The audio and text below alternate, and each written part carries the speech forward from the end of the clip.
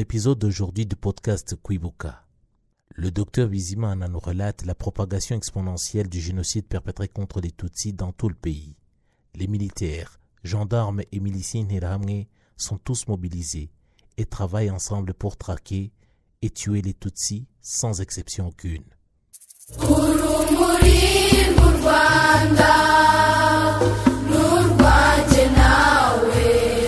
Le 8 avril, des miliciens Interahamwe et des militaires ont tué des Tutsis à Nyamirambo, dans les différents endroits où ceux-ci s'étaient réfugiés, notamment la paroisse catholique Saint-Charles-Rwanga, au couvent des frères Joséphites et au collège Saint-André.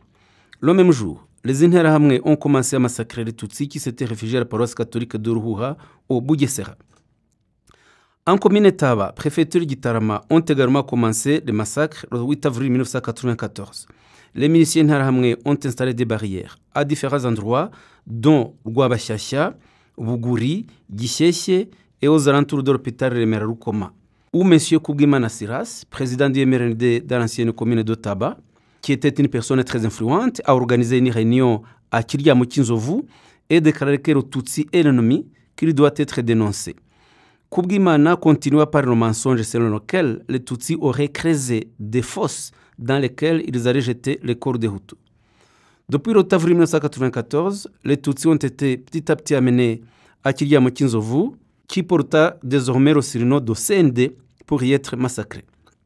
Kubwimana Silas était à la tête des tueurs et a coordonné les massacres. C'est lui qui désignait ceux qui devaient mourir en disant « Tuez celui-là, épargnez cet autre pour que je puisse le tuer moi-même plus tard ». Les tueurs venaient à la commune attendre les ordres de Kubwimana pour aller tuer. De nombreux Tutsis sont venus se réfugier à la commune, mais y ont trouvé les Interahamwe qui les attendaient et qui avaient reçu comme instruction de les amener à Kiriamukinzovu pour les assassiner. Certains d'entre eux avaient été désignés pour tuer, tandis que d'autres devaient enterrer les corps des victimes entassés dans un long fossé. Les armes utilisées pour tuer étaient des gourdins, des roues et des fusils. Dans l'ancienne commune Kamembe, en district de Rusizi, des Tutsis ont été tués à la paroisse d'Onkanka, à la commune Kamembe et dans la localité de Busekanka. À partir du 8 avril, les Tutsis ont commencé à se réfugier à la paroisse d'Onkanka parce que les massacres et les incendies de maisons avaient commencé à Gitwa et Murambi. Les Tutsis se sont réfugiés dans cette même paroisse d'Onkanka parce qu'ils avaient pris l'habitude d'y trouver un refuge sûr dès les années 1959. Et ce jour-là, le bourgmestre de la commune Kamembe, Mubirigi Jean-Napoléon, avait déclaré que les Tutsis devaient aller se réfugier à la paroisse et y avait même envoyé des policiers pour, soi-disant, les protéger. Mais ce n'était pas ce qu'il voulait, car il voulait plutôt savoir combien de Tutsis étaient là-bas pour les empêcher de fuir vers le Zaïre. Le bourgmestre Mubirigi Jean-Napoléon et le curé de la paroisse d'Onkanka, Ngirishuti Tade, ont organisé une réunion avec les dirigeants des miliciens Interahamwe de la commune Kamembe et ont planifié l'extermination des mêmes Tutsis. Le jour d'après, les Interahamwe ont attaqué les Tutsis et les ont tués avec des grenades, des gourdins appelés Ntampongano y'umwanzi, c'est-à-dire sans pitié pour l'ennemi, des machettes, des épées et d'autres différentes armes. Pour que les Tutsis ne puissent pas se défendre lors des attaques, le père Ngirishuti Tade prenait aux Tutsis toutes les armes qu'ils avaient, c'est-à-dire des lances, des machettes, des bâtons et arcs, et il les a emportés chez lui, en leur disant que tout réfugié ne doit pas porter d'armes. Il voulait par là l'enlever tout moyen de défense. Les policiers censés les protéger avaient, dans un local mis à leur disposition par le curé, de nombreux fusils, des grenades qui furent utilisées ensuite par les miliciens pour tuer les Tutsis. À la commune Kamembe, le 8 avril, 60 Tutsis qui s'y étaient réfugiés ont été tués. Dans le même district de Rusizi, secteur Muganza, Serire Shara, dans l'ancienne commune Bugarama, secteur Muganza, les Tutsis étaient tués à un endroit appelé cellule spécialisée. C'était l'endroit où était né le tristement célèbre Youssouf Munyakazi. Les Tutsis de cette localité n'ont pas pu fuir et rejoindre d'autres avec lesquels ils auraient pu affronter les Interahamwe et se défendre, mais ils ont plutôt, dès le 8 avril 1994, été enlevés de chez eux et amenés à l'usine Simerwa pour y être ensuite tués. Le directeur général de la Simerwa, Sebatware Marcel, originaire de la commune Mukingo, préfecture de Ruhengeri et qui réside actuellement en Belgique, ainsi que le directeur technique de l'usine, Ntawumenyumunsi Jean-Marie Pascal, originaire de Rubavu et résident actuellement aux Pays-Bas, ont dressé la liste des Tutsis qui étaient employés à la Simerwa pour qu'ils soient tués. Ils ont demandé aux autres employés de les faire sortir et les ont livrés aux Interahamwe. Sur plus de 500 agents que cette usine employait, il y avait quelques 80 Tutsis qui ont été presque tous assassinés, à part quelques-uns qui s'étaient échappés avant. C'est à Rasimerwa qu'était installée la barrière la plus redoutable du secteur Muganza en 1994. Buhinga était notre endroit situé à l'intersection des 3 routes principales venant de Rusizi, Nyamasheke et Nyungwe. À Buhinga était installée une barrière gardée par de nombreux Interahamwe, dont Mugambira, Damien, alias Shitani, Muhutu qui était enseignant, Gitare et Mugenzi et bien d'autres. À cette barrière, à partir du 7 avril 1994, les Tutsis qui y passaient y étaient harcelés et battus.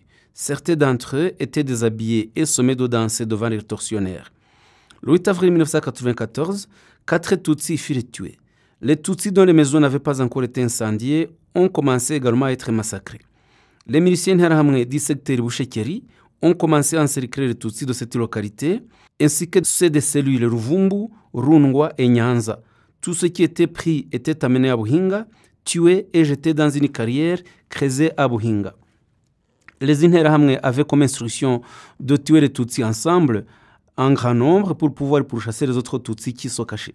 De cette même carrière, certains y étaient jetés vivants, d'autres y avaient été jetés blessés aux pieds et aux bras, de telle façon qu'une fois à l'intérieur de leur carrière, ils ne pouvaient pas remonter à la surface et ils mouraient dans les pires souffrances. Le colonel Anatole Nsengiyumva a également ordonné aux militaires et aux Interahamwe d'exterminer tous les Tutsis qui se trouvaient à Nyundo, au petit séminaire, à l'hôpital, dans les écoles et au sein de la population qui avaient échappé aux tueries du 7 avril. Rappelons que le 7 avril 1994, des Tutsis s'étaient réfugiés au séminaire de Nyundo et ils furent tués le même jour. Mais les mêmes massacres continuèrent le 8 avril et les rescapés sont allés au diocèse y rejoindre d'autres. Ils y passaient la journée et se sont battus contre les Interahamwe. Un groupe de tueurs pénétra en compagnie de militaires dans l'église et ils tuèrent les Tutsis qui s'y étaient réfugiés. Un prêtre du nom de Deogratias Twagirayezu fut le premier à être tué au petit séminaire de Nyundo par des Interahamwe venus de Kibirira. Parmi les Interahamwe qui ont coordonné le massacre de Nyundo, il y a Nkundabanyanga Fidel qui était assistant médical, Kabirigi Stanislas qui était conseiller du secteur Muhira, Mpozembizi Marc, bourgmestre de la commune Rubavu, et le père Edouard Nturiye, alias Simba, recteur du petit séminaire de Nyundo. Ce dernier est incarcéré au Rwanda où il a été condamné à la prison à vie pour crime de génocide. Le colonel Anatole Nsengiyumva et le lieutenant-colonel Alphonse Zungize ont également coordonné les massacres à l'université adventiste de Mudende. Une partie de l'université adventiste de Mudende était bâtie dans le secteur Mudende, tandis que l'autre était dans le secteur Mugongo, en commune Mutura, préfecture de Gisenyi, actuellement dans le secteur Mudende, district de Rubavu. Pendant le génocide perpétré en 1994, les tueurs ont commencé à attaquer les Tutsis à leur domicile, ce qui a poussé ceux-ci à se réfugier à l'université adventiste de Mudende, espérant y trouver un refuge sûr, étant donné la présence d'étrangers majoritairement américains qui y travaillaient. Ils sont arrivés, un Américain qui a confisqué les bateaux et essayé de les cacher dans différents locaux. Vers 15 heures, un groupe de tueurs attaqua l'université et devant cet événement, le responsable américain s'empressa de rendre les bâtons aux réfugiés Tutsis pour qu'ils essayent de se défendre. Les hommes se battaient à l'aide de leurs bâtons, tandis que les femmes et les filles lançaient des pierres et des briques. Ils ont repoussé 3 attaques et chaque fois les tueurs battaient en retraite. Le 8 avril 1994, l'attaque fut menée par un groupe de militaires du camp militaire de Bigogwe, commandé par le lieutenant-colonel Alphonse Zungize, et les actes de violence redoublèrent d'intensité. Ils attaquèrent à coups de grenades et en tirant de nombreuses balles. Beaucoup de Tutsis périrent ce même jour. À la tête des tueurs, il y avait notamment le bourgmestre de la commune Mutura, Jean-Beriki Masiba Kiye, et d'autres conseillers et responsables qui incitaient la population à tuer les Tutsis. Les victimes de ces massacres de l'université de Mudende ont été inhumées en toute dignité au mémorial de Kanzenze, secteur Kanzenze. Le même jour, de nombreux Tutsis ont été tués à la barrière de Mizingo en commune Mutura, préfecture de Gisenyi. À cet endroit appelé Mizingo, en cellule Kanyirabigogo, secteur Kanzenze, commune Mutura, actuellement village Mizingo, cellule Kanyirabigogo, secteur Kanzenze, il y avait une barrière dirigée par Ntamaherezo, président du MRND de la commune Mutura. Les réunions qui planifiaient le génocide étaient organisées chez lui. Depuis l'installation de cette barrière, en 1990, Ntamaherezo tuait et épargnait qui il voulait. À cette barrière, des Tutsis furent violentés jusqu'à ce que le 8 avril 1994, vers 8 h du matin, de nombreux Tutsis y furent tués, dont certains qui avaient échappé au massacre de l'église de Bweramana. À Mashyuza, commune Nyamyumba et à Rabrarirwa, les Interahamwe ont tué cette même date de nombreux Tutsis. En effet, le 8 avril 1994, à Rabrarirwa, ont été tués 11 chauffeurs de camions qui étaient venus de différents endroits du pays pour prendre des chargements de boissons. Les Interahamwe les ont sortis des petits hôtels où ils logeaient pour les amener à Mashyuza et les tuer. À la tête des tueurs, il y avait notamment un certain Musafiri et Sibomana. Les corps des victimes ont été inhumés en toute dignité au mémorial de Kanzenze. Kinyinya est également un des sites où ont été tués beaucoup de Tutsis le 8 avril 1994. En effet, le 8 avril 1994, au secteur Kinyinya, près de 200 Tutsis qui se sont réfugiés à la radio allemande de Chivere parce qu'ils croyaient avoir y trouvé un refuge sûr. 2 jours après, les militaires du camp militaire de Kami ont demandé à la direction de Chivere de chasser de leur bâtiment les Tutsis qui s'y étaient réfugiés. Les Allemands ont été évacués en premier lieu et ont laissé la garde de leur bâtiment à leur employé appelé Winfura Kariste. Après leur départ, cet employé Winfura Kariste s'est empressé à appeler d'autres Interahamwe de Kinyinya pour qu'ils viennent l'aider à tuer les Tutsis qui s'étaient réfugiés dans cet endroit. Ils les ont tous massacrés et il n'y eut que 3 survivants. Dans la localité de Kinyinya, donc dans la ville de Kigali, il y avait déjà, avant le déclenchement du génocide, des Interahamwe renommés, Winfura, dont nous venons de parler, qui a fait tuer les Tutsis à la Decivere, ainsi que l'adjudant-chef Zirimwa Bagabo, qui était instructeur des Interahamwe. Zirimwa Bagabo, lorsqu'il allait dans un cabaret prendre une bière, il faisait goûter son chien sur sa bière avant de la partager avec un Tutsi. Lorsque celui-ci refusait de la boire, il se faisait battre jusqu'à se faire briser les côtes et devenir un handicapé. Les policiers communaux sont parmi ceux qui ont tué beaucoup de Tutsis à Kinyinya.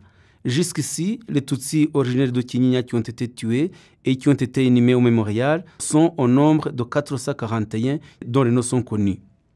À Gatonde, secteur Mugunga, en préfecture de Ruhengeri, des Tutsis ont été tués la même date et jetés dans la rivière Mukungwa.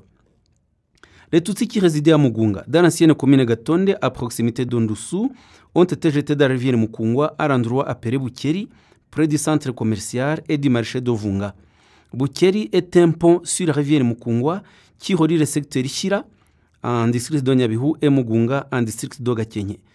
Depuis le 8 avril 1994 jusqu'au 22 avril 1994, les Tutsis étaient rassemblés, ligotés et jetés dans la rivière Mukungwa.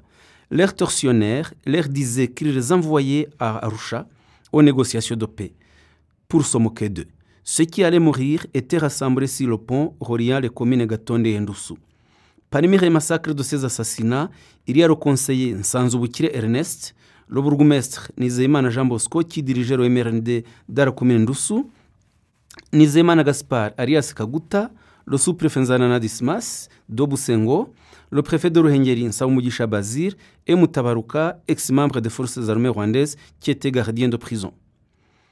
L'ancien préfet Zigiranyazo Prote était à la tête de ceux qui ont exterminé les Tutsis de Kesho dans le secteur Muhanda, dans la sous-préfecture d'Ongororero. Sur la colline de Kesho, que l'on appelle Rubaya, il y avait des plantations de thé et une usine à thé. C'est dans l'ancienne commune Gaseke où les Tutsis Bagogwe, qui habitaient près du Mobigogwe, aux extrémités du district d'Ongororero, se sont défendus à l'aide de pierres et de lances jusqu'à ce qu'ils soient tués le 8 avril 1994 par des militaires munis d'armes à feu. Zigiranyerezo Prote, frère de l'épouse du président Habyarimana, le bourgmestre de la commune Gaseke, Bazubahande Ignace, et Jaribou Anastase, directeur de l'usine de Rubaya, ont coordonné les massacres dans cette région. Dans tout le pays, les massacres ont été commis avec la violence des miliciens. Depuis le 8 avril 1994, dans plusieurs autres endroits, des massacres se sont produits. À Rwankuba, dans le secteur de Murambi, plus de 500 Tutsis ont été tués par des Interahamwe voisins. Les tueurs étaient dirigés par le conseil Bizimungu Jean qui a rassemblé les Tutsis et les a brûlés vifs. C'est dans le district de Gatsibo. à Kiziguro, à Rukungu, actuellement Serire Ndatemwa, secteur Kiziguro, dans seulement 2 heures, presque tous les Tutsis qui habitaient ont été tués. Ils ont été massacrés par des miliciens venus d'Obishenyi et Rukungu, dirigés par Gakwerera Loïse et Muganga Manasse, et d'autres miliciens venus de Rugarama, et d'autres encore envoyés par Biansi Varens.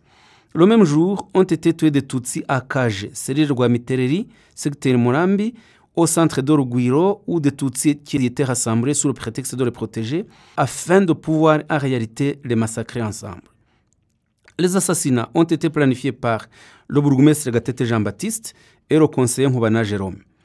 Gatete Jean-Baptiste, bourgmestre de Murambi, a été condamné par le tribunal pénal international pour Rwanda à 40 ans de prison.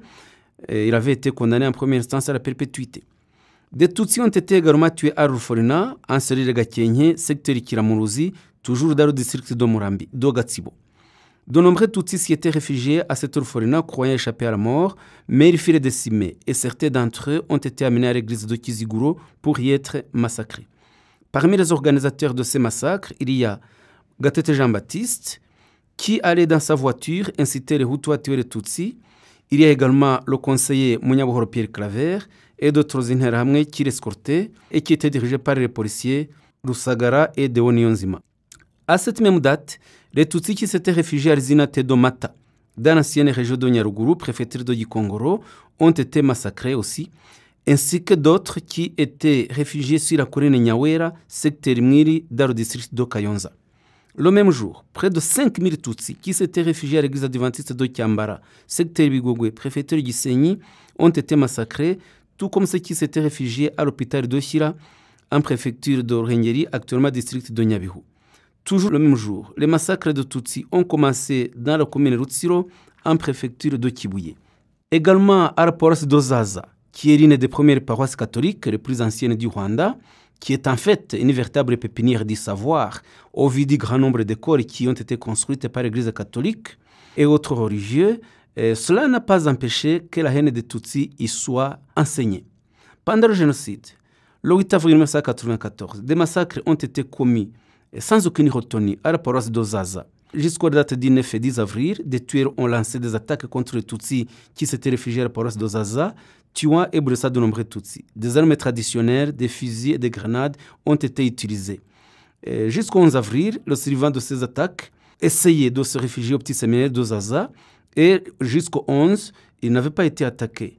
Le 12 et le 13, les Interahamwe sont allés au petit séminaire et ont tué tous ceux qui s'y étaient réfugiés et ont jeté les corps dans le château d'eau de l'école. Le 19 avril, ceux qui s'étaient réfugiés au centre de santé ont été enlevés et tués à l'extérieur du centre. Ce sont ces dates principales, donc du 8 jusqu'au 19, où les Tutsis d'Ozaza ont été presque tous exterminés à la paroisse, au petit séminaire, au centre de santé et dans d'autres écoles. Parmi les responsables de ces assassinats figurent le député Yamwani Jean Bosco, le bourgmestre de la commune Mugesera Gakware Léopold, Ngendahimana Thomas, le gérant de la Banque populaire et ancien policier, et plusieurs Interahamwe de renom, dont un certain Ngiramubande et autres.